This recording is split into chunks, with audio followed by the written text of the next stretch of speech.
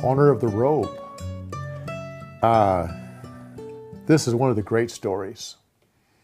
The great stories of David's insight.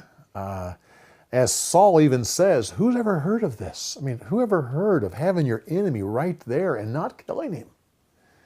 David's loyalty to realize that this is God's anointed man to be king of Israel. The interesting thing is this all happens around the place called En-Gedi.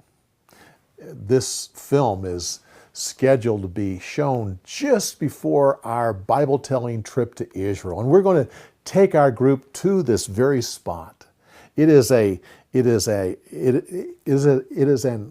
oasis right in the middle of the desert. Jerusalem is up here, the Dead Sea is down here, and the desert is right here in between. Well, there's a spring that comes down a particular canyon called En-Gedi, and it forms an oasis down at the bottom in this barren, barren place. It's a beautiful place of waterfalls, and we'll be climbing up during that time. Some of the animals that is referred to are still there, the conies and the various things that live in the rocks. It's all there. And it's one of my favorite places in Israel. And I hope the people that go with us will learn to enjoy it as well.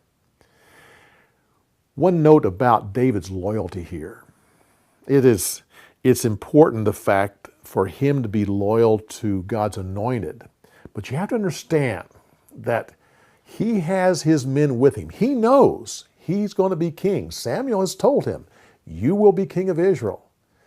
And not only is he having his own personal loyalty to the king, but he's also training his men to be loyal to the king. It's important for him. Lesson for us too, that many times the attitude that we show to others will be the attitude that will come back to us. Great story. I trust you'll enjoy it. I trust it's one that you will learn and tell to your children about this issue of loyalty. We'll come back next week when we continue on with these insights on these stories. We'll see you next week.